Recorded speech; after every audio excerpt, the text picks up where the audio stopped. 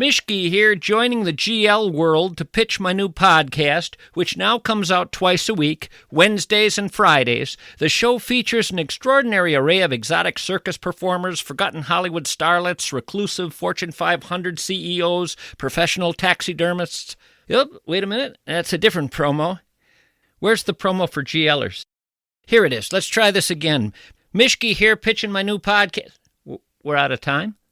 Could I do it again? Isn't it? Josh Arnold, investment consultant, brings you Garage Logic Podcast, number 1605, August 25th, 2025. 96 degrees on this day in 2013 and 41 degrees on this day in 1887. Call Josh Arnold. Do yourself a favor. Call Josh Arnold at 952-925-5608 for a free 48-minute consultation.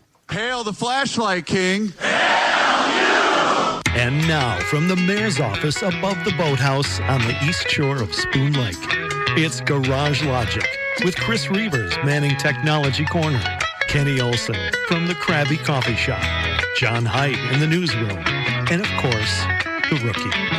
Here is your flashlight king, fireworks commissioner, and the keeper of common sense, your mayor, Joe Soucheray. Let's address the elephant in the room.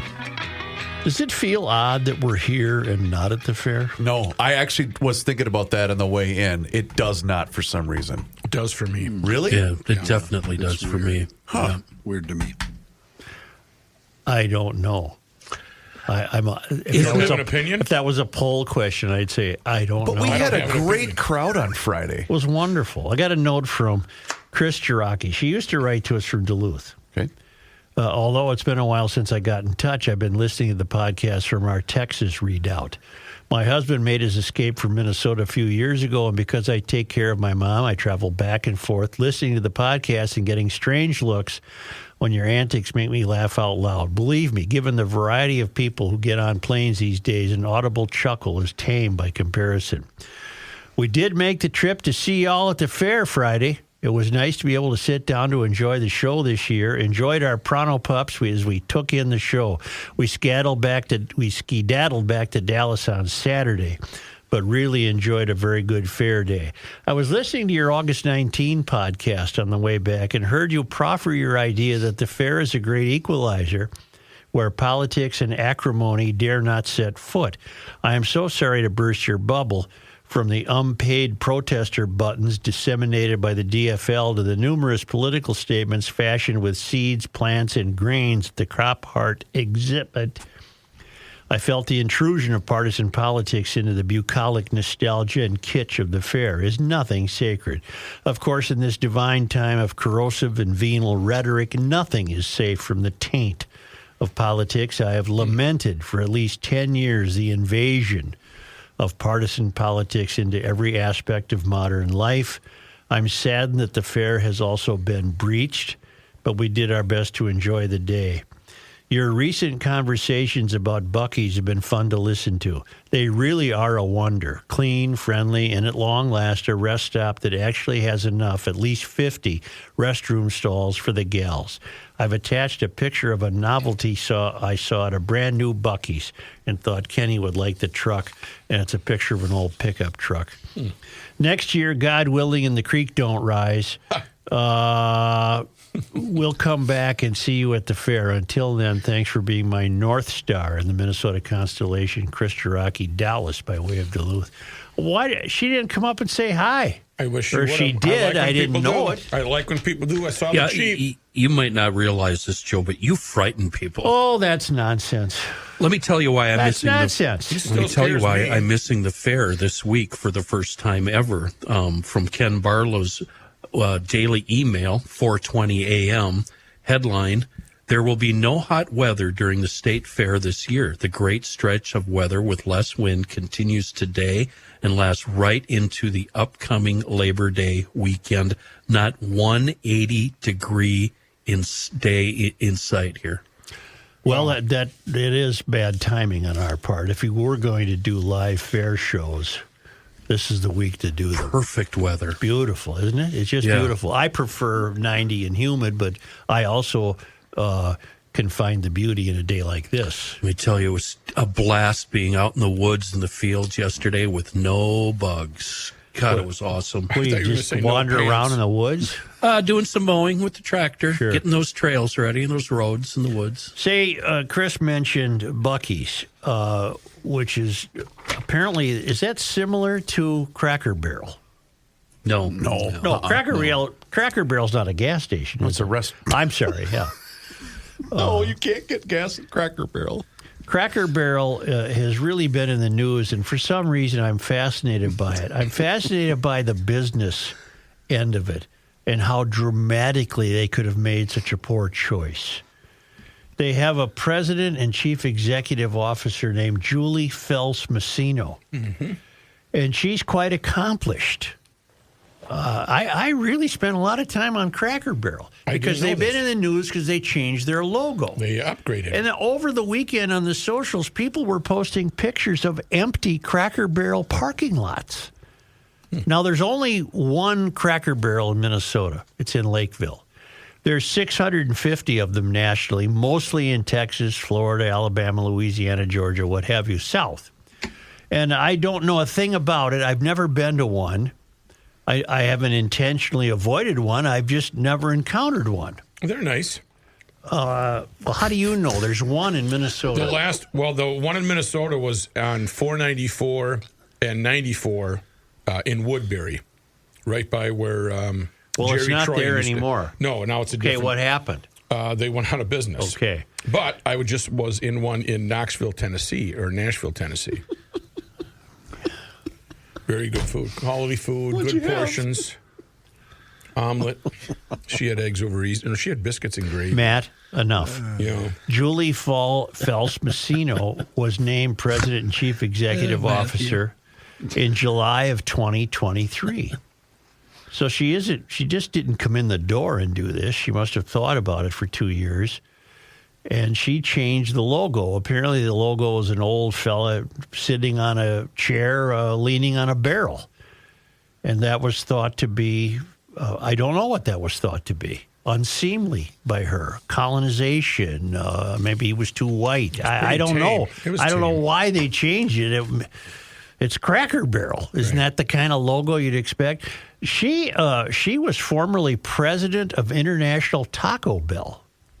Oh. She was president of North American Taco Bell. She served as the president, SVP, and GM of Fisher Price at Mattel. Didn't Taco Bell go through somewhat of a similar rebranding a few years ago? She served as president and chief executive officer of Sprinkles Cupcakes. I don't know Sprinkles. I just am fascinated by the way people make their fortunes. Sprinkles Cupcakes. She served in various leadership roles at Starbucks. She began her career in corporate positions at a variety of retail companies, including Godiva Chocolate, Coach, J. Crew, and Macy's. Mm-hmm. She has a Bachelor of Arts Communication from the Miami University in Oxford, Ohio. And in any event, Cracker Barrel not only changed its name, it's now given up its beloved pegging game.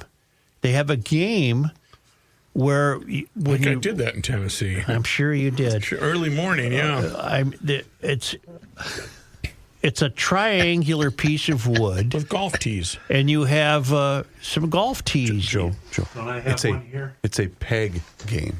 Peg game. Yes. Yeah. It's not pegging. I have one of those, and I just so happens I'm an expert at that. I played it with my wife. I can get down to one peg in the center hole every single time. You know what the secret is? Look it up on the internet. There's a nice description on how to do it. Well, here's the game as it once stood. Jump all but one.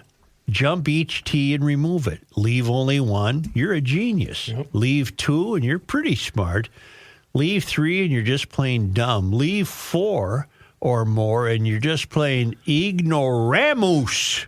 See, that's been changed now to say, oh, don't be embarrassed. Try again. Oh, no, come on. Honest to God. This is why I'm telling you. I'm telling you this fascinates me. First of all, isn't she late to the party to do this? Very late. Yeah, about 4 years, right? Yeah, 4 or 5 years. You would think she would have done this at some time and now be going the other way. Yeah.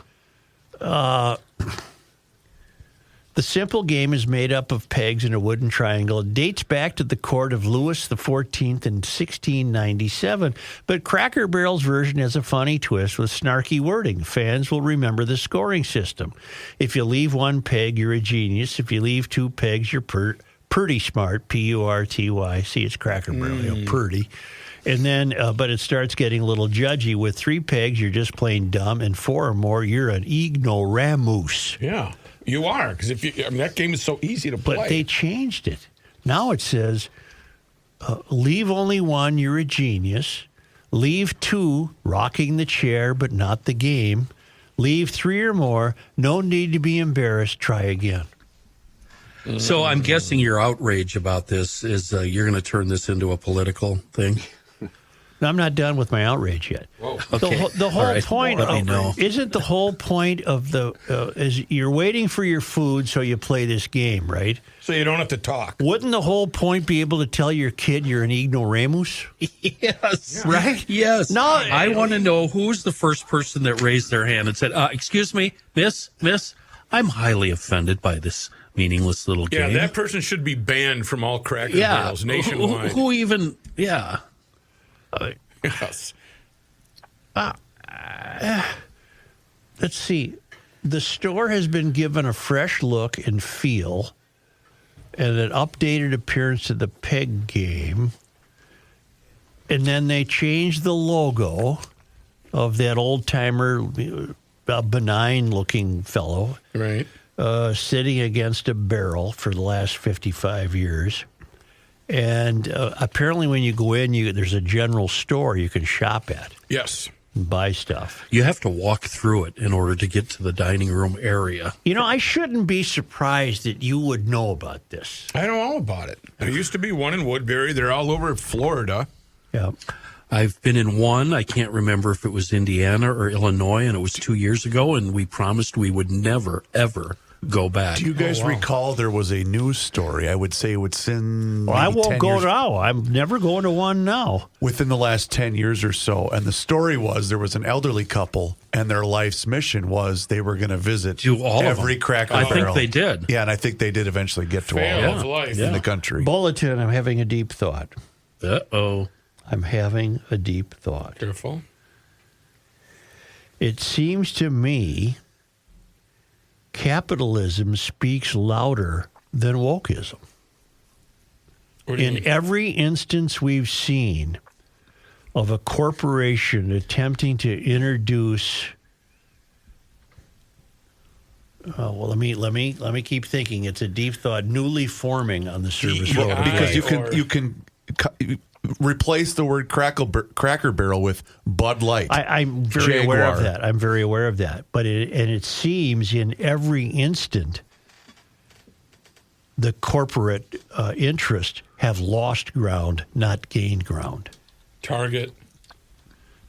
Jaguar, Cracker Barrel, Budweiser.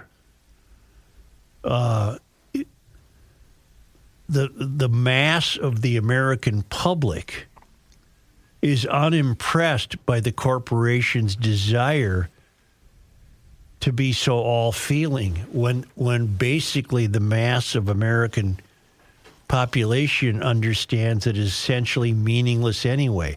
In other words, I don't think the mass of American people care that there are transgender people, for example. I think most people just accept that and go on with their lives and really don't worry about it. But when Budweiser wants you to worship at that altar, that becomes a different dynamic altogether. I don't need this rubbed in my face. If you want to have transgender people drink Bud Light, hooray, that's great. Good luck. But you're overreaching to have transgender people become your exclusive spokesman. How did we get here?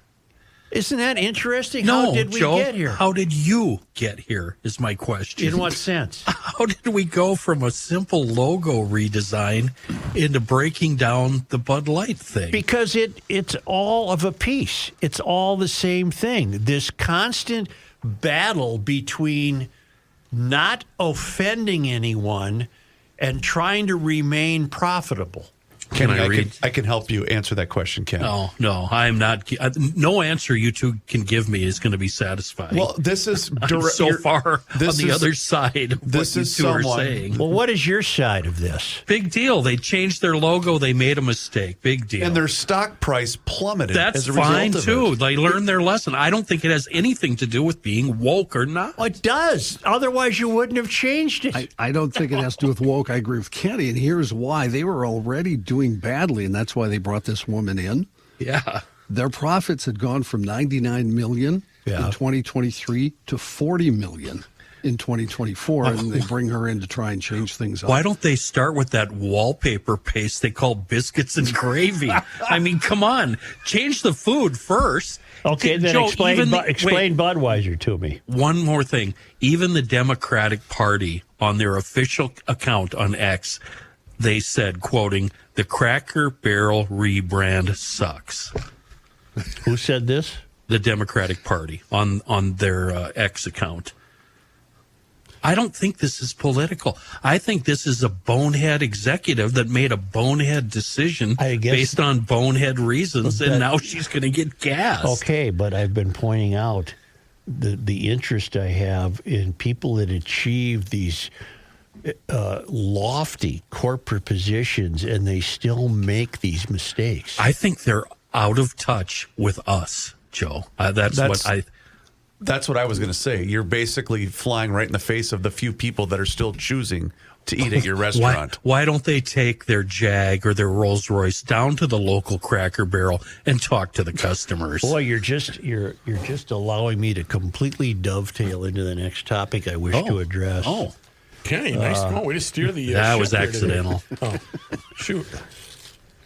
You can't tell me Budweiser was failing, and that's the reason they tried a new advertising tactic. I think you're absolutely right on with the Budweiser. I'm not going to debate you with that. No. Same here. And Jaguar, what in God's name got it? That's an Indian company. It's owned by a company in India. I don't even know what they did. They stopped advertising the cars. It was the I'll pull it up because I remember it. They just had a very diverse group of men and women talking. I don't even know what they did. Started when they started calling it Jaguar. No, it's always been called that.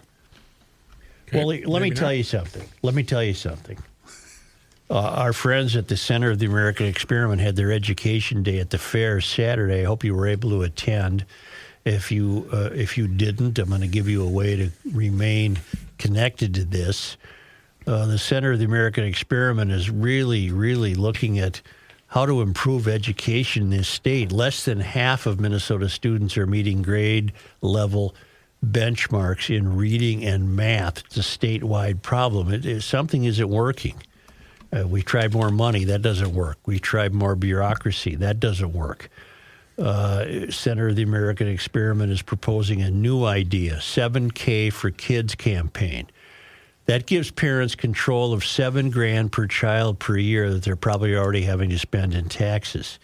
So you take the $7,000 a year that you could be awarded and choose the best education for your kids, public, private, charter, homeschool, whatever fits, because whatever we're doing now doesn't work. Learn more at 7kforkids.com or americanexperiment.org.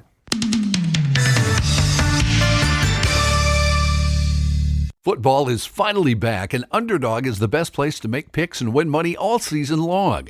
Play with as little as $1, and you just pick whether your favorite players will go higher or lower on stats like touchdowns, receiving yards, and lots more. This year, I'll probably stick with some of my favorite players like Josh Jacobs of the Packers. He helped me win money last year by usually going higher on yards rushing. I'll be looking for him to again go higher on rushing yards. It's easy to pick, and it makes watching the games that much more fun.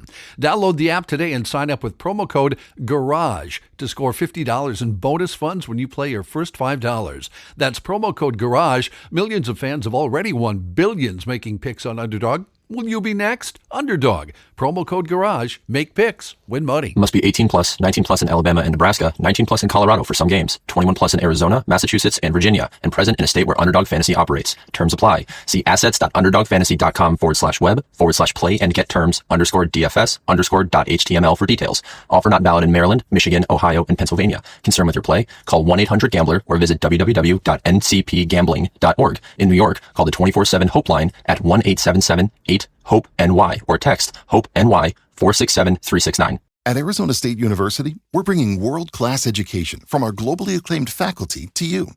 Earn your degree from the nation's most innovative university. Online. That's a degree better. Learn more at asuonline.asu.edu.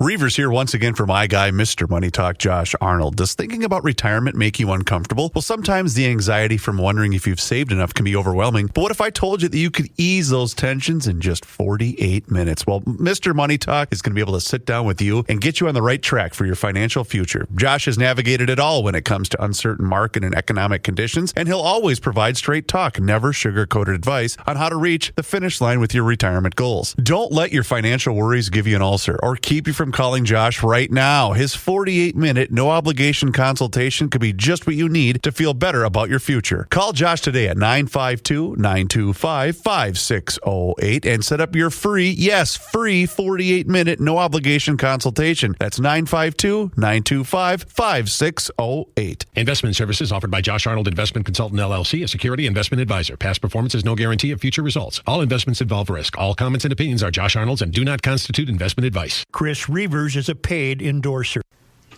Why? The Earth is not your mother. Why? The Joe Souchere Show. Are you two done? Yes, go ahead. Yeah. Kenny, what can you tell me about? The Minneapolis St. Paul Courtyard by Marriott in Roseville is what I'm going to tell you about, Matthew, because they are once again providing lodging for me during the run of the fair, but not just for the state fair. I actually stay at Courtyard Roseville once or twice a month because, well, I love it, and it's close to everything, both downtowns, an easy trip to all the venues around the area. It's right there off 35W in Roseville between C and D, easy access to the fairgrounds, the U of M, all the shopping and dining in Roseville. You know what? There isn't a Cracker Barrel in Roseville, but there is an Embers, so I don't know. That's kind of close, isn't it? There's an Embers close by. Yeah. The Courtyard, they have everything we need. Of course, the free high-speed internet, a bar. Yeah, you heard me, a bar. Restaurant, Starbucks right there on site, pool, laundry room, meeting spaces, and a wonderful patio outdoor area. It's really cool. Keep the Courtyard Roseville in mind for your next event. It's perfect for, I don't know, what are you going to do? Rehearsal dinners, bridal showers, work meetings. I see those there all the time. Small weddings. We've got a special offer for you GLers if you want to stay there right now. Save 20% off on a weekend getaway anytime now through the end of March. Just go to garagelogic.com and click on the Courtyard by Marriott link. Kenny, the whole clue that changing the logo wasn't as benign as it seems was changing the peg game. Yeah, that's pretty evident. That's glaring. Well, let's stay here.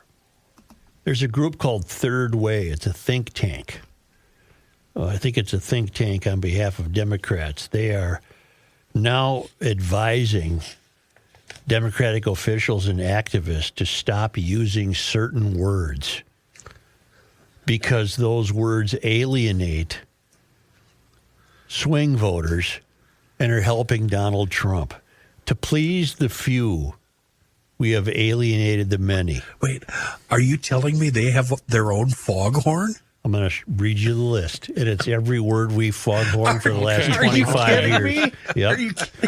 To please the few, we have alienated the many, Third Way said. It says the list is a practical guide for Dems wanting to win back swing voters who tune out language they don't understand or resent being lectured to. Wow. We are doing our best to get Democrats to talk like normal people. and stop talking like they're leading a seminar at Antioch, said Third Way's Executive VP of Public Affairs, Matt Bennett. We think language is one of the central problems we face with normal voters, signaling that we are out of touch with how they live, think, and talk. Amen. They are. They're third rail to the nth degree. Yep. They had to go to a think tank to come up with this. Well, they're so far out of touch. They need help. That's exactly what this is. Yeah. This is insanity. Let me hear the words. Come on. The group insists it's not policing language, but says Democrats must invite, not repel, and talk plainly about crime and identify without sounding like a sociology seminar. People can't relate to something unless it has some edge about it.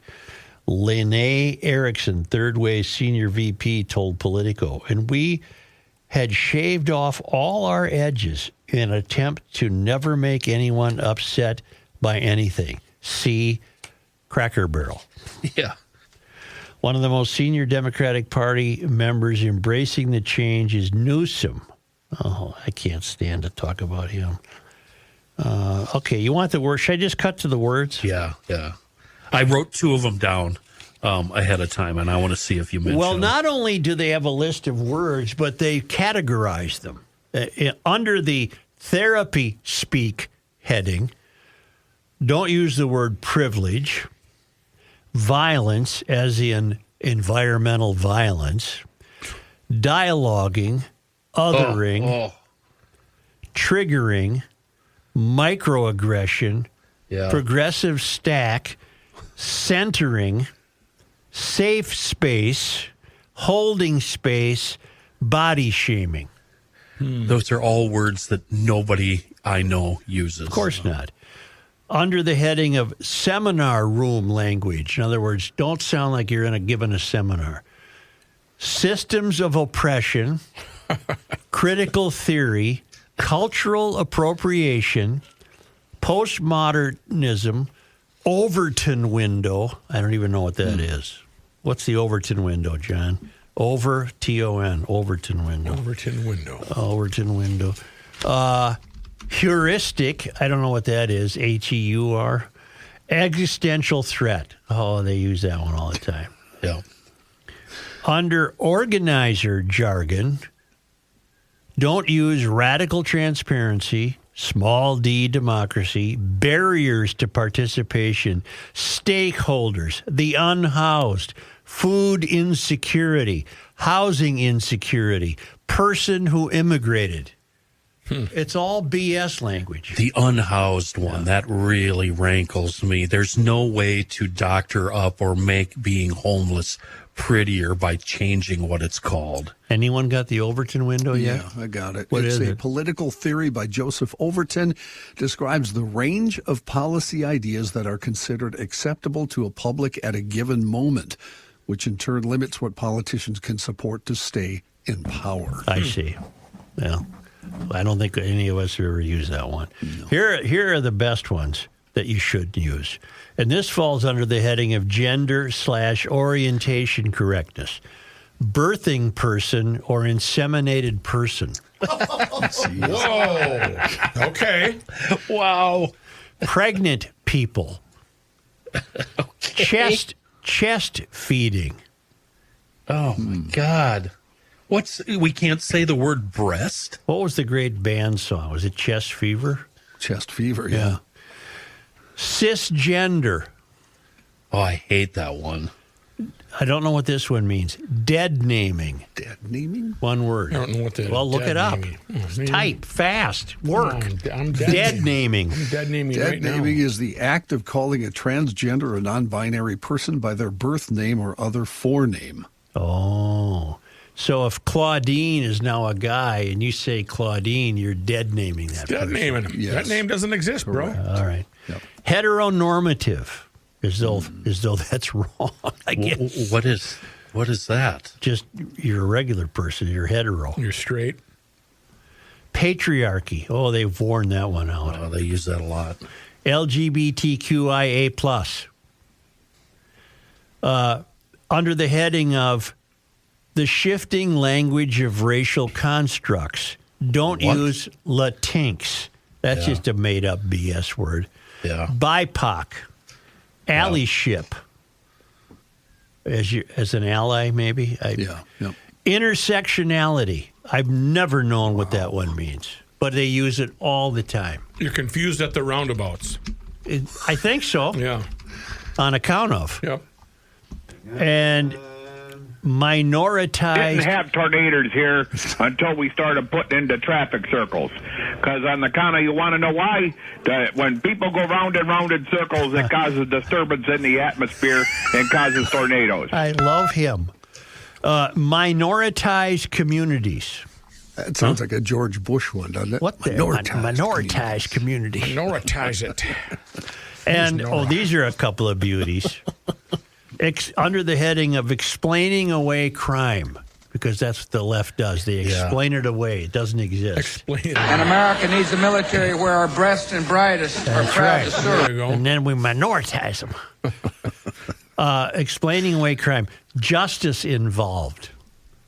Mary's used it. We've had it. We've used it in Minneapolis to explain thugs. Right. They're not criminals who've been in the judicial system. They're justice-involved people. Wow. Carceration. It sounds so much better than you're in the Hooskow. Carceration. So, we're changing the names of, we're not changing anything. We're advising the third rail people who are on the left of the dial to quit using these words. I thought it was going to be words and phrases that I hear everywhere on a daily basis that drive me crazy, like I feel. People that start there, well, I feel, or I mean. Kids like to start sentences with I mean. Abundance of caution. I would like to see anybody that uses that word strung up, maybe hopefully on a public square. Case of the Mondays. If anybody ever says that to me, I'll punch him right in the nose. Never heard it. And then, seriously, the last one, and I'm surprised it wasn't on there, people of color. Yeah. People of color, to me, is the same as saying colored.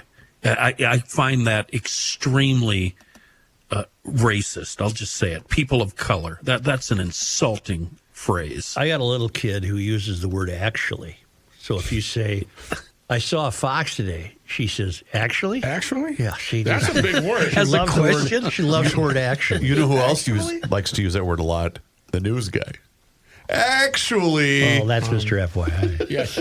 But he's supposed to. That's true. Yeah, he's contractually obligated. Well, just in time for the new warning about words, the City Council of Northfield has unanimously passed a resolution outlining broad commitment it will make in order to become a sanctuary for LGBTQIA plus people. Oh. And you're not supposed to use that term. The Northfield City Council voted earlier this month to declare the city an LGBTQIA plus sanctuary city, adopting a resolution that says the city will limit its cooperation with state or federal action it views as discriminatory against LGBTQIA plus individuals. Yeah, okay, good. Because that's what the city has been clamoring for. They have a neat motto in Northfield, and I've forgotten it. Something about Jesse James died here. Cows content and oatmeal or something. I don't know. Really? Oatmeal? No, I've lived in Rice County forever. No, Let's see, hold on. Northfield is cows content. I know, but colleges, and contentment. Oh, yeah, I was on the right track. It's a plump wife and a big barn never did a man any harm. Welcome to Northfield. Okay. That is great. A plump wife and a big barn never did a man any harm. Is that on a T-shirt somewhere? See, now, can you imagine saying that to somebody like the CEO, the new woman CEO of Cracker Barrel? Oh, you get arrested. Hey, lady. A plump wife, a big barn, never did a man any harm. That is a sign you would see in a Cracker Barrel. Cows, colleges, and contentment. That's the motto in Northfield. cows, colleges, and contentment. You know what this is a direct result of? I guarantee it. On account of, you want to know why? Why? What was the story we had down there? Was it St. Olaf or Carleton? There's been a lot of stories down there, Chris. The one where the student made up the false accusation that was at St. Olaf. She made up false racial disturbances, presumably against her, only to discover that she had finally admitted she did it herself. And that word I can't say, college president, refused. There were no consequences for her. But I'm wondering if this is the direct result of some, self-righteous city council member saying, see what's already happened in our town. Yeah. Well, you got Carleton there and you got St. Olaf. I mean, you couldn't find two more failed academies. Couple trade schools down there, huh? Yeah. I have a kid who went to one of them. I know. I have a grandfather that worked at one for many years. But the kid who went there, I mean, she actually works and she functions. She contributes. She on account of, I'll tell you why. She got a sheepskin from there. I got a daughter that didn't want to go there. Yeah, it was too away. far. It was away. Yeah, she didn't want to go away for college. Could drive there in about 20 minutes. That's so awesome. The girl is currently a stay-at-home fiance right now, so that's probably a good thing for the world. I think she's winning. Yes. How much damage did she do at Giggles on Friday? She wasn't feeling any pain, and she was driven. Believe me. Even the Star Tribune favors the DFL withdrawing the endorsement of Omar Fateh for mayor. Even the Star Tribune. Pretty good piece yesterday by Rachel Olson. I believe that's her name. And even they see the folly in the real folly, and this hasn't been explored yet, is DSA people are not DFL people. Right. It needs to be.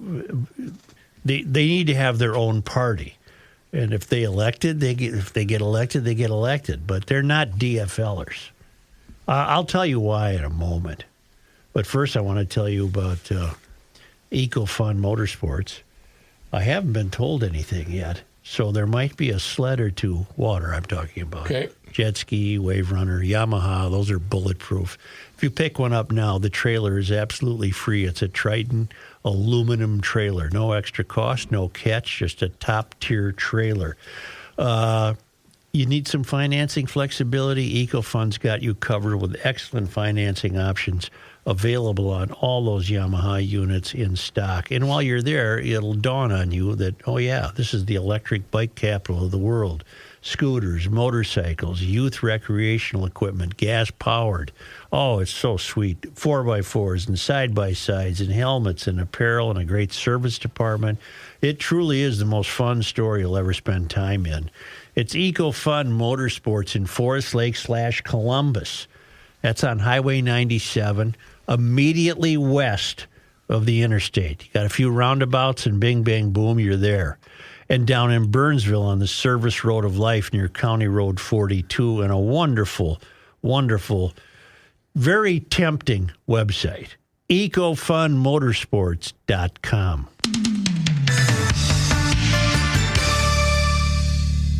Well, here's a man who spends hours in hardware stores sifting through the nuts and bolts of life. Joe Souchere. I didn't use any seafoam over the weekend. That's actually might be a first time in a long time. But I will before the day is out because I'm picking up another cylinder today, a tiny little cylinder, and I'll give it a gulp of the motor treatment before I strap it on the back of that boat and fire it up. The GLer's chemical cabinet should always have a wide variety of seafoam products in it to save the day, especially the big three, the Bugs Be Gone, the Seafoam engine treatment, and that amazing deep creep penetrating oil. The Bugs Be Gone is simply amazing. Not only does it work as promised, everybody that writes an email says, I was really surprised. The Bugs Be Gone works beyond expectations. It's so easy. It's so amazing. You just spray it on, let it sit there a few moments, and then wash it off. It works on bugs, organic material, every other weird thing you can possibly throw at it, and it's safe on all surfaces. The motor treatment, I don't know if I even have to say anything about that. It's been saving carbs and injectors and fuel for decades. GLers are well versed with that. And this Seafoam Deep Creep is the best penetrating oil available. Great for lubing, breaking up rusty parts and restoring parts and displaying moisture. Really works well. It's the GLers Big Three, the car care kit. Buy all three, give them as a gift. Find them in the automotive aisles or order them online, seafoamworks.com, our own local company with a global reach, Seafoam. Here's John Heidt. Thank you, Joe. This news brought to you by North American Banking Company. State Fair attendance records were slightly down the first 2 days at the fair, but way up on Saturday. On opening day Thursday, 137,148 people came in the gates, about 1,000 less than last year on that Thursday. On Friday, 153,988 on hand, about 18,000 less than the first Friday last year. Last year's Thursday and Friday records, last year's Thursday and Friday numbers were records for the fair. That should be noted here. Saturday's crowd was more than 14,000 than last year's first Saturday, almost 199,000 attending on this Saturday. The Sunday numbers should be out any minute. They usually get released between noon and 3. They are not out yet. May I say, I'm very pleased to have been wrong. Before the fair, I was saying, I don't detect any buzz. I'm wrong. The fair is strong. Healthy. And in fact, given this weather forecast for the next 7 days, look out. They'll probably blow all records right out of the books. What are you predicting for Friday? I don't know. It goes against what I was just about to say, especially for today. They have cameras on Snelling Avenue from 36 down to the main gate. Yeah. And there were no lines and no delays this morning between 5:30 a.m. and 7 a.m. on Larpenter, Snelling, or getting into the lots at Heidt. Well, who in the hell goes to the fair at 5:30? The governor. Yeah, well, that's to avoid us.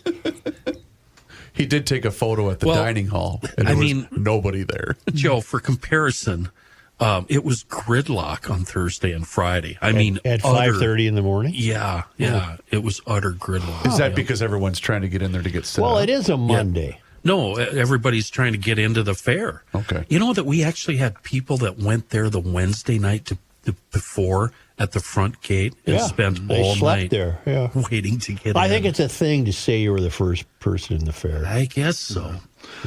As long as we're talking about it, we should maybe mention, we'll be there again this Friday, recording at 1:15 Friday afternoon, right? Yes. And I do want to Donahue, Stephen C. Anderson. I do want to make mention, because I got a couple of emails. The Anakana You Want to Know Why T-shirts have been reordered. I think they were down to just the mediums. Yep. As of when I left there on Friday night. I left there with 3. Okay. They will be restocked either Tuesday or Wednesday this week. Got me a Spoon Lake shirt. Nice. Yes. And a GL shirt, flashlight shirt. And we got new hats that are very cool. I love this hat. Fitted, yeah. Fitted. Stretch, right? They stretch. Yep. It's like a real hat. I love this hat. This is my brand new. Right there at the talk shop where we always have been. See? I even took the sticker off. I see. To move on here, the rest of the local news. Well, basically, we have a police blotter for the rest of the local news. 2 men hospitalized with serious injuries after an overnight hit and run in Minneapolis.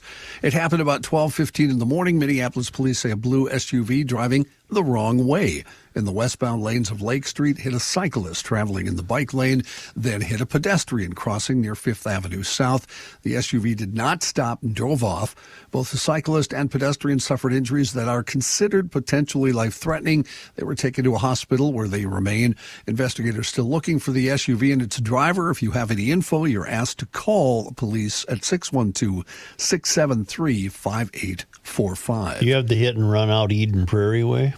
I do not have where a mom had the kids in a little wagon going across the street and everybody hit. I have a dreadful prediction to make. Hit and runs are going to increase. Yeah. The decline of moral and ethical integrity is bound to play a role here. Not only that, people don't want to be bothered with anything. Everyone is on their bleeping phone. Gus Tanucci, not Gus, Mark Tanucci is involved in one out in Cottage Grove over the weekend. Wow. He hit somebody, stopped to look, and then took off. I can't believe how you people live down there. It's you know what, your living environment down there reminds me of a food lot for cattle or pigs, where it's just everybody crammed in elbow to elbow, fighting and arguing, and nobody gives one single damn about the other person. Hang on the freeway. It's every person for themselves. I'll agree with that. In the Twin Cities food, it's just a big food lot. Is all it is. That's who you calling thank you people, for that, pal? Kenny. Yeah. Okay, Kenny. All of you people. What are you, H. Ross Perot? Meanwhile, Minneapolis police say a woman was shot early Sunday morning on the 3300 block of Russell Avenue North. She has been released from the hospital, is expected to recover. Anders Borg lives across the street from the victim. He talked with our friends at 5 Eyewitness News, said there was a group of people partying and being extremely loud around 2:30 in the morning. Borg said his wife asked them to be quiet. They started berating her, so she went back in the house and called 911. Borg said a short time later his neighbor across the street also came outside, confronted the group about the noise they were making, and that's when, according to Borg, about 20 to 30 rounds were fired at his neighbor's house. I rest my case. Injuring the woman who lives there. Borg said not everything requires a maximum amount of escalation, but apparently being told to quiet down is now enough to set people off to the tune of 20-plus rounds in the street in front of a bunch of houses. Minneapolis Police Department said there have not been any arrests in connection with the shooting, and the investigation is continuing. You're not only breaking the civil contract by raising hell at 3 in the morning, you're unaware that there is one. Okay. Yeah, that's a good way to put it. St. Paul Police Department said a man was shot while riding his bicycle Sunday afternoon after he was involved in a confrontation with another group in a vehicle. John, what the hell is this? It's a police just blotter, reinforcing everything I just said to you. God almighty. It's a ghetto from Monticello to Hudson, from Lakeville to that crack town you live in, John. I like my town. Andover, it's very friendly. A lot of nice people. It's a concept. They don't have a downtown. I can't argue with that. According to police, the shooting in St. Paul occurred just before 2 in the afternoon near the intersection of Kent Street and LaFond Avenue. The police said a man was riding his bike when there was a confrontation between him and a group of people inside a vehicle. The man on his bike was reportedly then shot, and the vehicle drove off. The man sustained a non-life-threatening gunshot wound to his shoulder. No arrests, also in this case, have been made at this time. Why don't we take a quick break here and hear from our friend, Mr. Reevers. Let's pause all this uplifting news and talk about our friends at North American Banking Company. How does that sound, ladies and gentlemen? In fact, I got a great email from someone that thanked me for the great customer service advice that I received at North American Banking Company. They prefer to remain anonymous, being a business owner. So I'm happy to report that everybody wins when you decide to take your banking with my friends at North American Banking Company. Check them out online today. It's nabankco.com. Or if you just like to go see for yourself in person, they have 6 wonderful Twin Cities locations to serve you. It's Roseville, 50th and France, Hastings, Woodbury, Shoreview, and Maple Grove. They do offer all of the services as the other big national banks. Whether you're looking to buy a home, maybe finance a new home renovation project, or perhaps get that new car that you've been dreaming about, their experts are going to be able to make all of that happen. And they've been at it since 1998 when they made a promise to deliver a better banking experience for their customers, where you know your banker and they know you. Locally owned and operated. And that means loan decisions are made right here in the Twin Cities. So it allows you business owners to expand your business with confidence. Once again, check them out online today. It's nabankco.com to learn more. It's banking done differently. North American Banking Company, member FDIC, is an equal housing lender. Hey. The earth is not your mother. The Joe Souchere Show. Rent to own, or buy. 3 great ways to get a shipping storage container delivered from AnywayStorage.com. Combine that with the special GL only offer. And boy, you are all set. If you need secure storage, AnywayStorage.com can help with a wide variety of shipping containers. By the way, you don't have to use them exclusively for storage. Make it an office or a little cabin, a bedroom for your mother-in-law. I don't know. Or, I don't know, maybe use it for safe, secure, rodent-free storage. AnywayStorage.com. They have locations in Grand Rapids, Stewartville, and Ellendale. That means all of Minnesota is covered, the eastern side of the Dakotas, Wisconsin, Iowa, even portions of Canada. They offer 10, 20, and 40-foot containers that are sealed and lockable and perfect for folks that need secure storage, maybe at the home or the cabin. Contractors love them on job sites. Schools, you guys can store your gear and equipment in them. Boy Scout troops, whatever.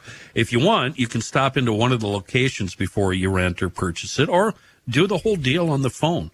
Many options. You can choose those options, meaning the modifications for the 20-foot and the 40-footers, doors, windows, whatever you want. They can make it happen for you. Check out the website, then make plans to acquire yours. AnywayStorage.com. Oh, wait. Be sure to mention that GL special. You got to get yours. AnywayStorage.com. In national and international news, Wall Street Journal reporting the Pentagon has for months been blocking Ukraine's use of long-range missiles to strike inside of Russia, according to U.S. officials, limiting Kyiv from employing a powerful weapon in its fight against Moscow's invasion. A high-level Defense Department approval procedure, which hasn't been announced, has prevented Ukraine from firing any U.S.-made long-range Army tactical missile systems against targets since late spring. Etheridge Colby, the Pentagon's Undersecretary for Policy, developed the review mechanism. The review gives Defense Secretary Pete Hegseth final say over whether Ukraine can employ the missiles, which have a range of about 190 miles. The Pentagon and Ukrainian officials didn't respond to requests for comment. All of this would seem to contradict a Truth Social post from the president on Thursday. Trump said Ukraine couldn't defeat Russia unless it could play offense in the war. The Pentagon bloc effectively a stop on Ukraine having any chance to, as the president put it, play offense. Meanwhile, Foreign Minister Sergei Lavrov of Russia told NBC News there was no meeting planned between President Vladimir Putin and President Vladimir Zelensky of Ukraine, a blow to President Trump's efforts to broker peace. Lavrov said on Meet the Press that there needs to be an agenda first before any meeting could possibly take place. Israel hit southern Gaza's main hospital with a missile and then fired another as journalists and rescue workers rushed to the scene, killing at least 20 people, according to local health workers. The first strike hit a top floor of a building at Nasser Hospital in Khan Yunis. Minutes later, as journalists and rescuers in orange vests rushed up an external staircase, a second missile hit the same spot. Among those killed, 33-year-old Mariam Daga, a visual journalist who had worked for the Associated Press. Reuters and Al Jazeera also confirming their journalists and freelancers were among the 5 journalists killed. Israel's military, in a statement, confirmed it had hit targets in the area. It said it would conduct an investigation and regrets any harm to uninvolved individuals. It does not target journalists as such. Does that cover you? I don't think so, No. does it? A dark bruise. I was going to avoid this story, but it keeps, popping up. It doesn't go away, does it, John? It really doesn't. A dark bruise spotted on Donald Trump's hand again today as the president signed an executive order in the Oval Office. The issue of the president's health has been discussed regularly since his return to the White House. On Friday, Trump appeared in the Oval Office with what appeared to be makeup applied to his hand. The large patch of what appeared to be foundation, not even close to his skin color, incidentally, could be seen on his hand, made obvious by the difference in color. Seated at his desk today, the president seemingly made several attempts to cover his hand by placing his other hand on top of it, fueling speculation. All is not well with the president. Bar fight? Was it a bar fight? It's probably one of those deals where, the old guys, they get the little blood blotch here. Or it's covering up where they plug in the intravenous thing. I don't know. To keep him hydrated. Or is he on thinners, blood thinners? I don't know. I bruise really easy. Well, yeah, easily. blood thinners are going to make you'll see it everywhere, no matter what, if you get a bump. Yeah. President Trump's latest economic move is drawing outrage from conservatives and, oddly enough, praise from the left. The announcement last week that the government plans to take a 10% stake in the U.S. chipmaker Intel prompted an outpouring of criticism from voices on the right, including Senator Rand Paul, who said today it's Intel, tomorrow it could be any industry. He said socialism is literally government control of the means of production. That's what he's doing. Well, Senator Bernie Sanders liked the move. Well, of course. It's right up his alley. He, of course, is a self-described socialist, and he praised the move. He said it mirrored legislation he's already proposed. He said taxpayers should not be providing billions of dollars in corporate welfare to large, profitable corporations like Intel without getting anything in return. Sanders is urging the administration to go still further in that direction. Bernie and Trump are now aligned. I'm telling you.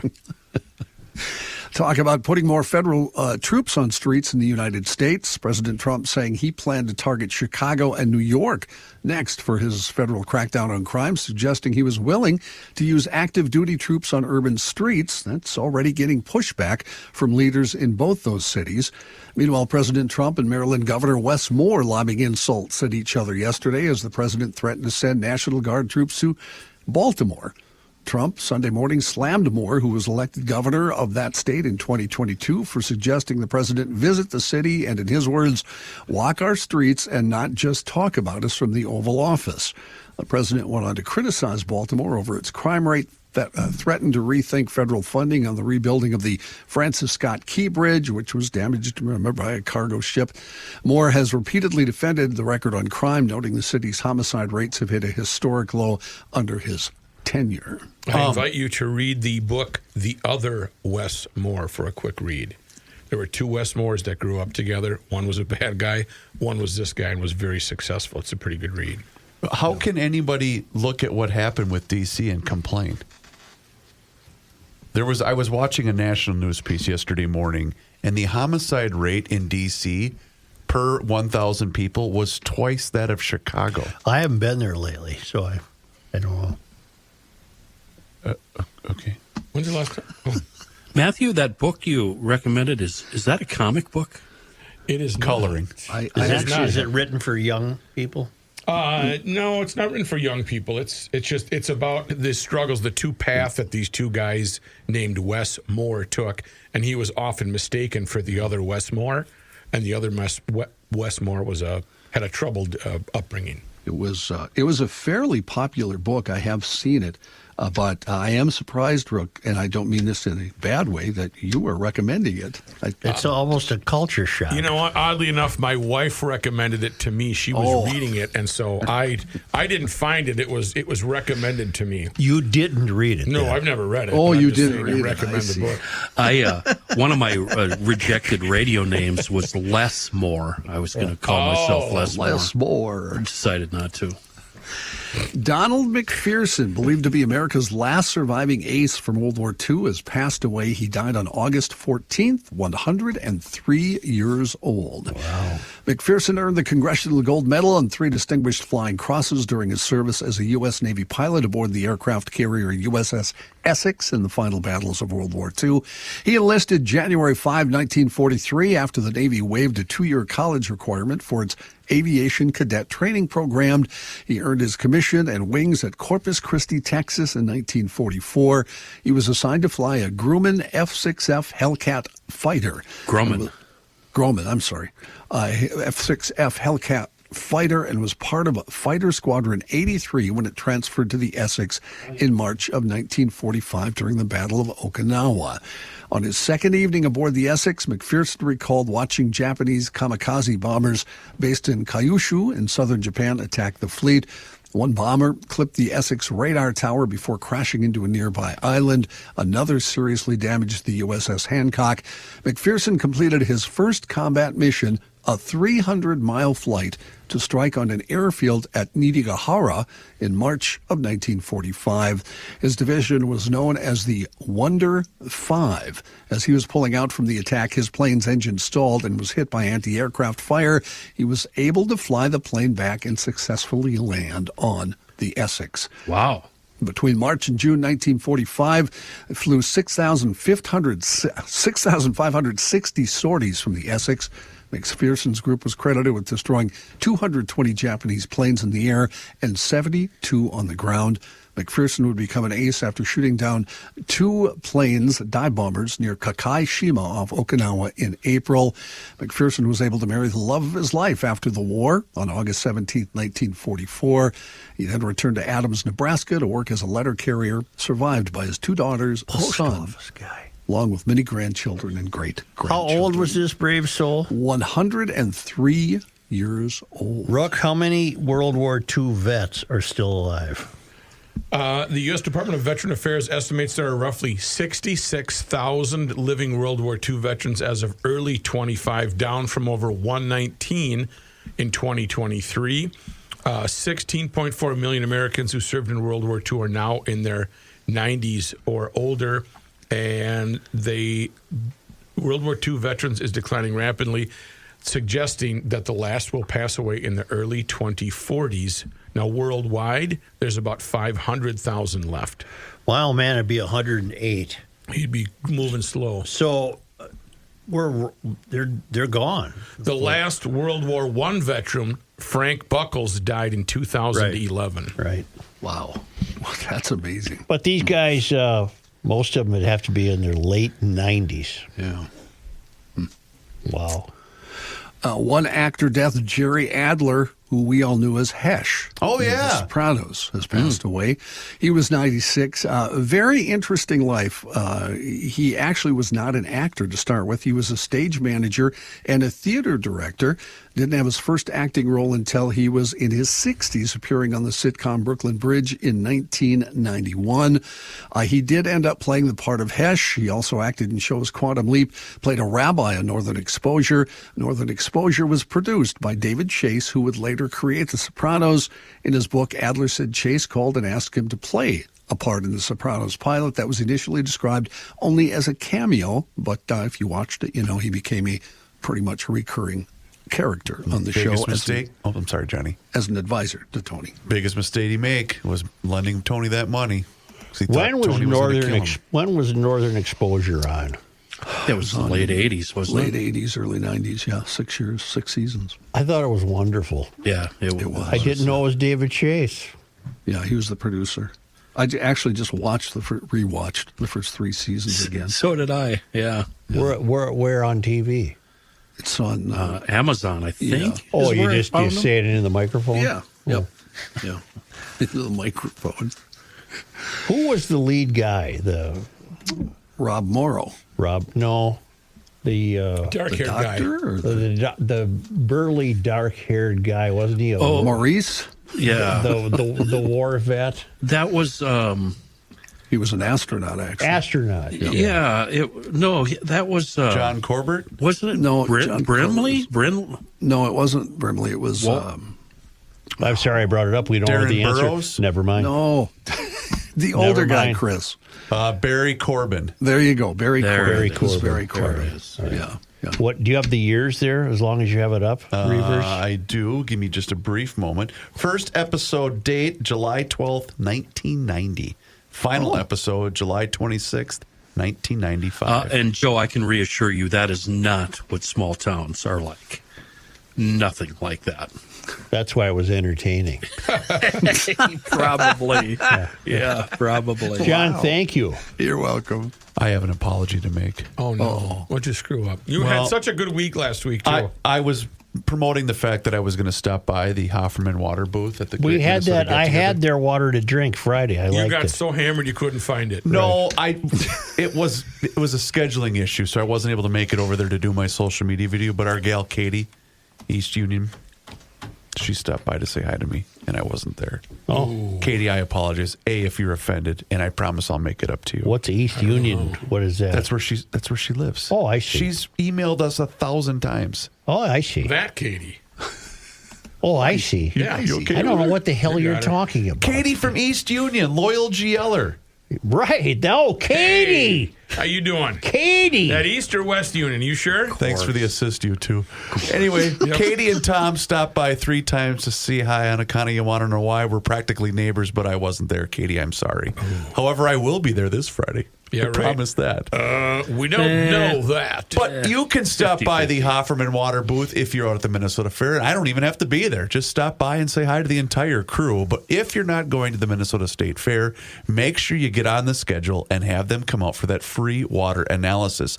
And you can do that one of two ways. You can call them directly at 612-895-2440 or visit their website, which is, of course, HoffermanWater.com.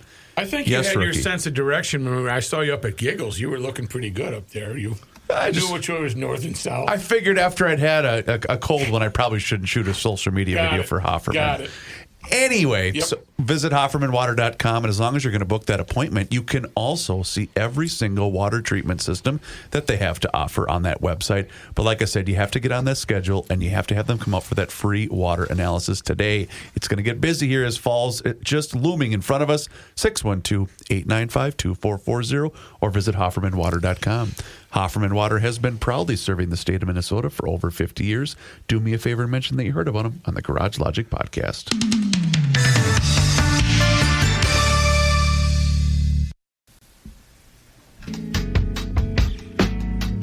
You cannot stop him. He'll just make a move. Joe Souchere. One small. Why don't you eliminate that one there? Go ahead, Kenny. Sorry. One small correction on something Chris just said.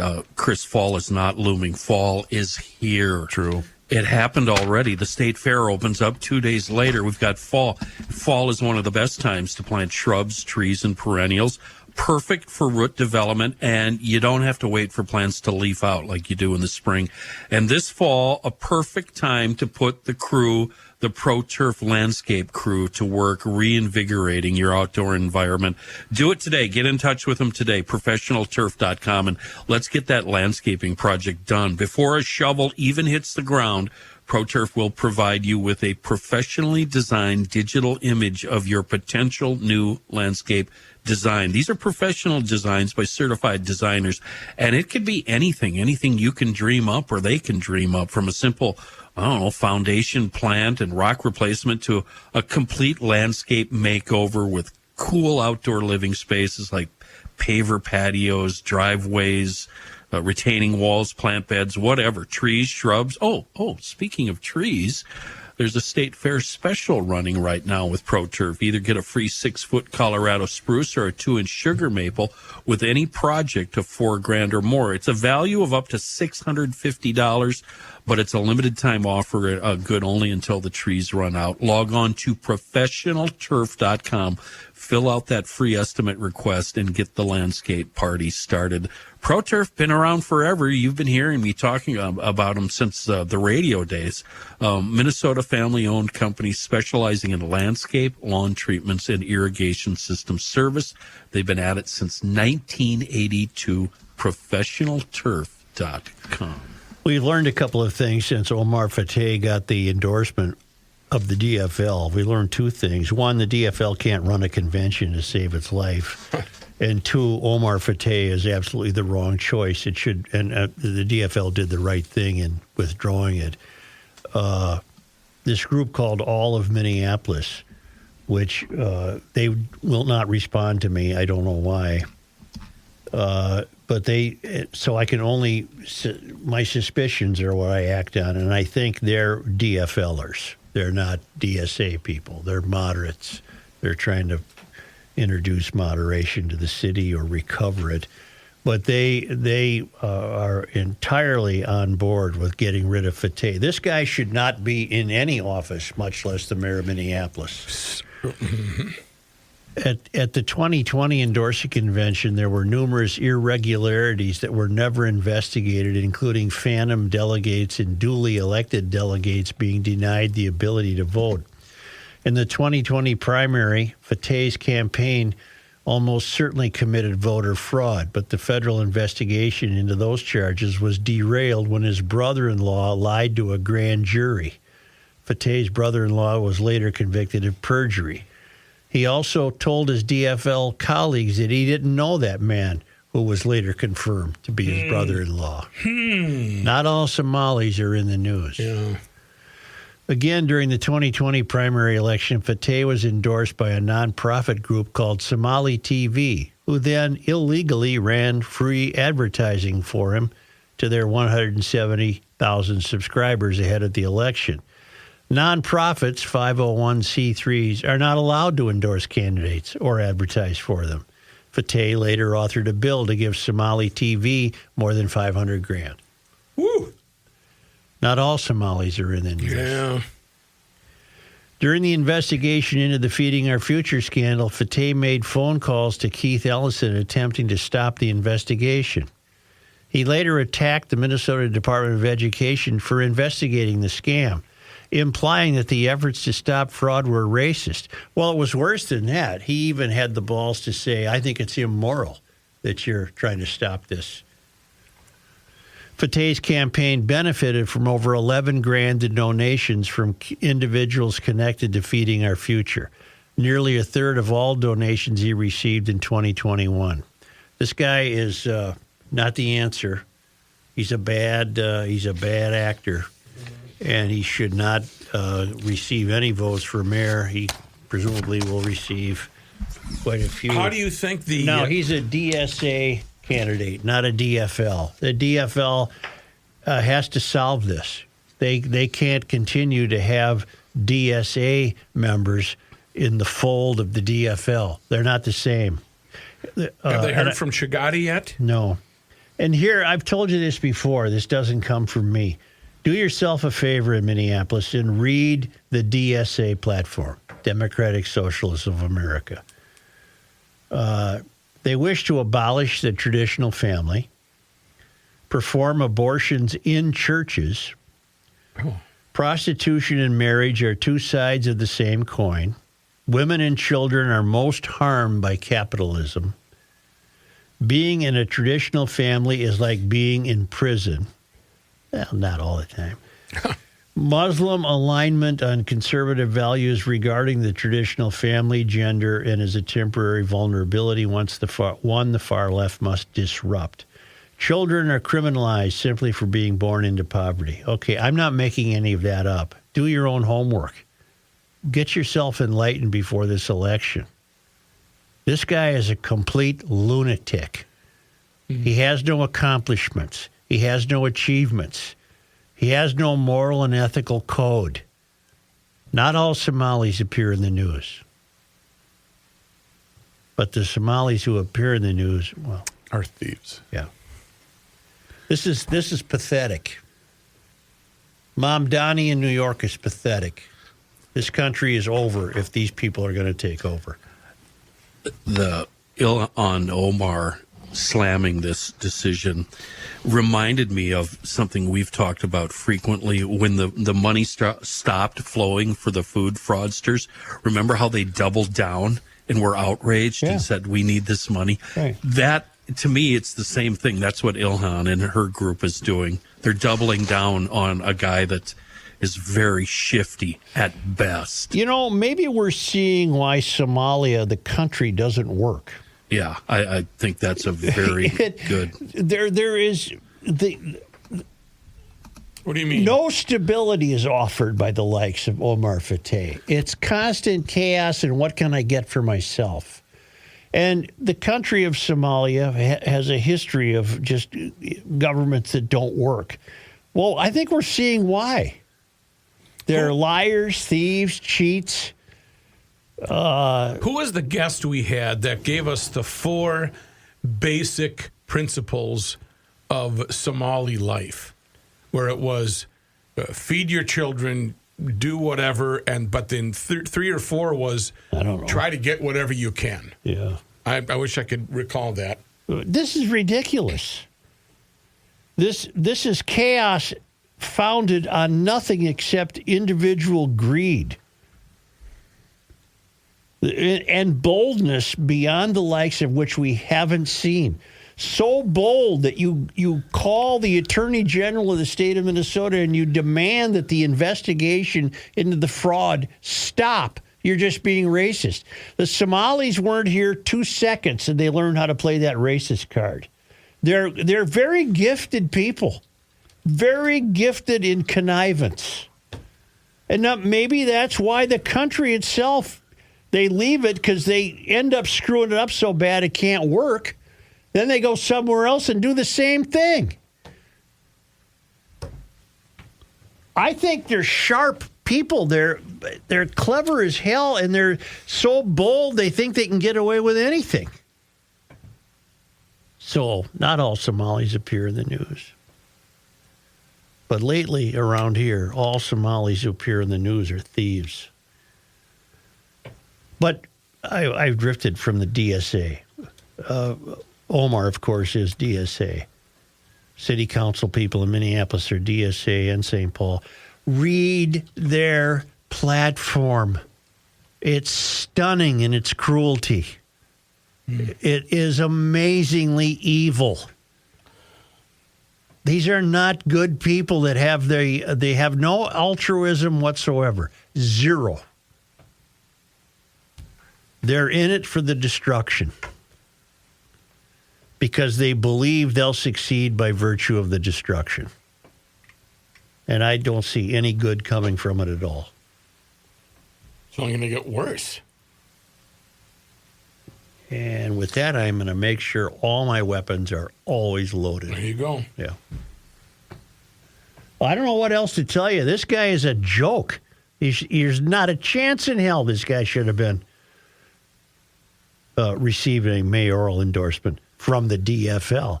From the DSA, yes, of course he would receive the endorsement. But that's two different things. This group that Ilhan Omar put together,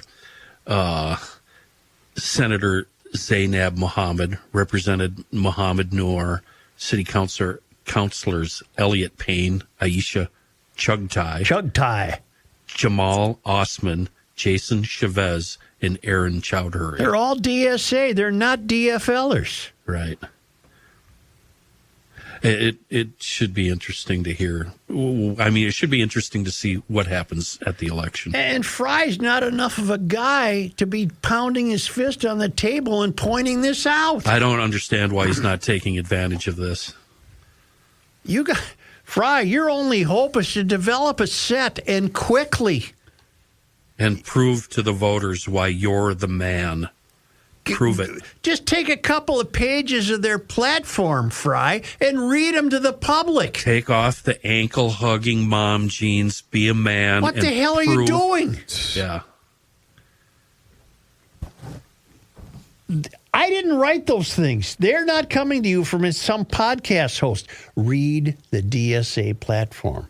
Fry, I'm sure you can figure out how to print your own copy like I did. And then you grab any page of it whatsoever.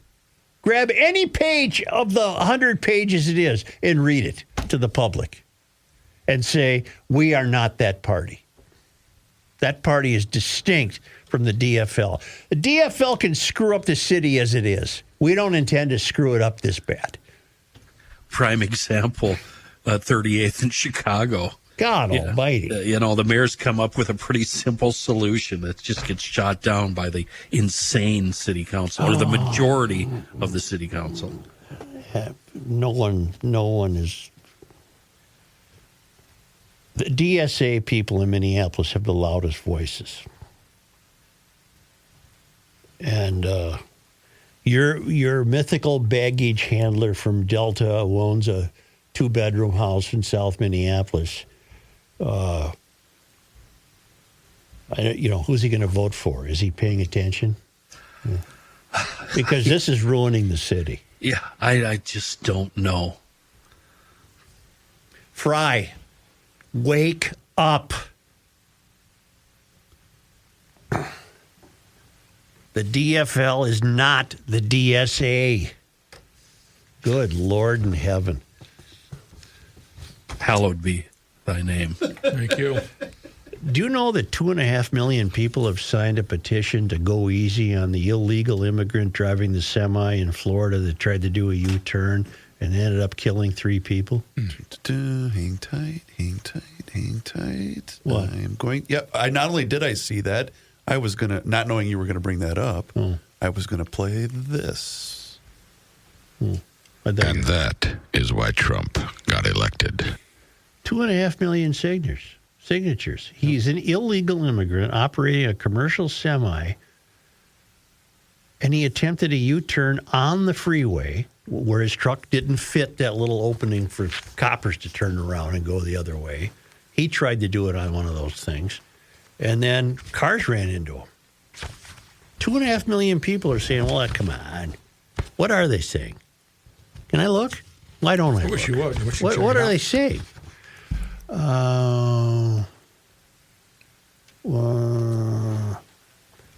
It was a tragic accident, not a deliberate act. While accountability matters, the severity of the charges against him does not align with the circumstances of the incident. Yes, it does. What circumstance is greater than death? What the hell's wrong with this country? God. We done. Only because they come to us. Hold on. You want to do it now? Oh, no. We can wait till Okay. All right. What was that? He has an announcement. Stay tuned. Wow, that is a tease. I might not leave. Is it a Monday Night Sports Talk announcement? We'll find out as soon as we're done with Garage Logic. Is he pulling the plug? How could you tell? On only because they come to us. Yes, sir. All the way from Marloth Park in Mpumalanga, South Africa, from the Traveling Lyman's. Chris asked if we did our own website. Jessica designed, created, and maintains it. She Very does cool. it all.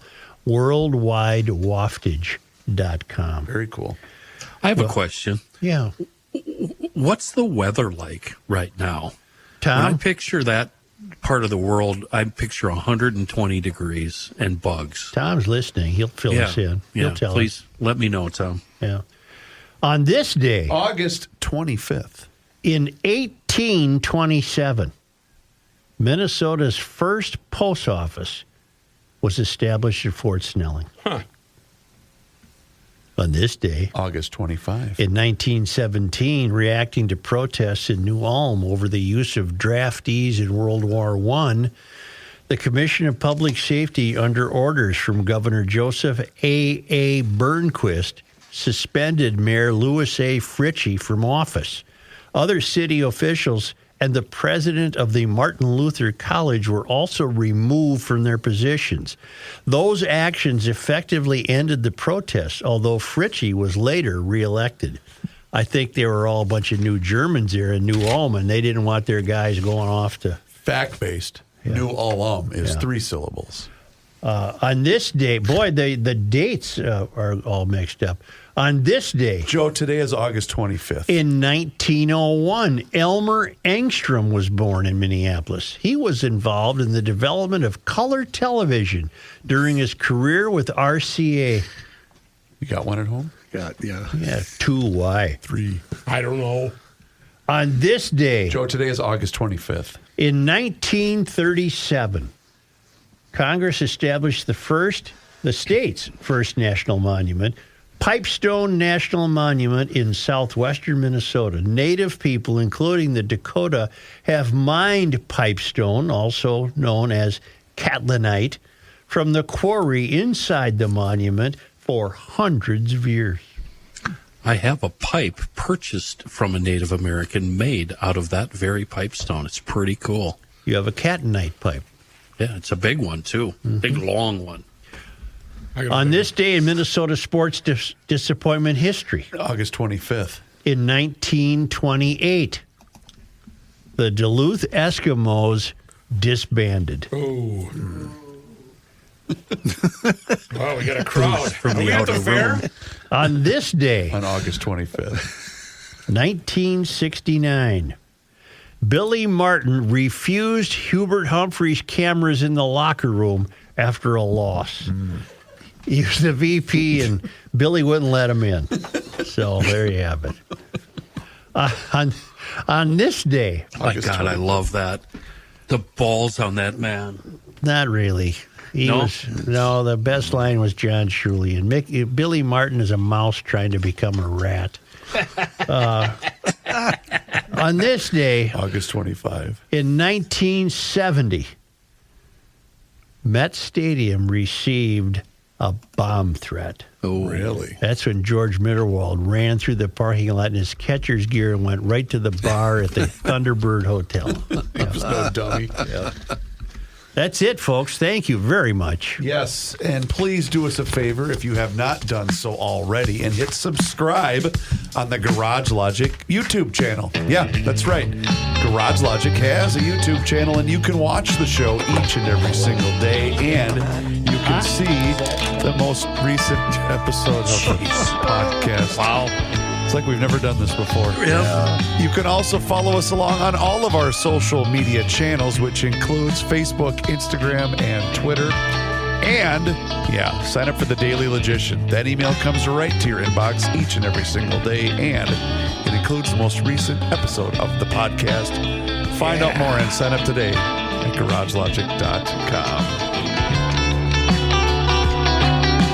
Hey, Garage Logicians. Stick around for a preview of American Experiment's latest podcast with Grace Keating and Katherine Johnson. This week we talk walls at FarmFest, marijuana mayhem, and Trump's efforts to clean up D.C. So Walz was at FarmFest. This was his triumphant return to the agriculture event. Bill, for our listeners who don't know what FarmFest is, explain it to us. Yeah, it's a 3-day agriculture expo in southern Minnesota. It's kind of grown over the years. So just think trade show in the ag business. So the FarmFest audience is very conservative now. So it's not a bene-friendly place for Tim Walz. It's a little bit hostile for him in greater Minnesota. You can see that electorally, and it gets shown when he comes to FarmFest. And it's interesting given his kind of public persona when it came to being on the campaign trail with Kamala, because one of the things they really liked about Tim Walz, I think, was that sort of like rural thing he tried to have going on. They had those camo hats, remember? And then, when he actually goes to FarmFest, and has to debate Scott Jensen, the crowd was not on his side. Yeah, and can you blame them? I mean, he did try to put out this like man of the people, rural personality, camo hat, Coach Tim Walz. That was the persona he was cultivating. And then he would turn around at home in Minnesota and say, there's just rocks and cows out there. Who cares about those people? I mean, these people at FarmFest are those people that he claims to hate because they're all Trump supporters. Yeah, he's kind of in conflict with his own past because he grew up on a farm. He's legit. I mean, he grew up on a farm. His family's a farmer, not in Minnesota, but he grew up on a farm. He represented farm country in Congress. Certainly, the first district in Minnesota is mostly rural, mostly agricultural, including. Well, I don't know. It used to be when he was there, but FarmFest is the location. I think it's in the 7th congressional, but I think it used to be in the 5th or the 1st. I'm sorry, southern Minnesota. So, but I think as a politician, he wants to be in with the cool kids, the cool liberal kids, like his Lieutenant Governor Flanagan and the teachers union. I mean, ultimately, Tim Walz is a union teacher. Mm-hmm. That's who he really is. He's not a farmer. I mean, he grew up on the farm, but I think if you asked him or if you really looked into his soul, he's a union teacher. That was a quick preview of the content you'll find on the American Experiment podcast.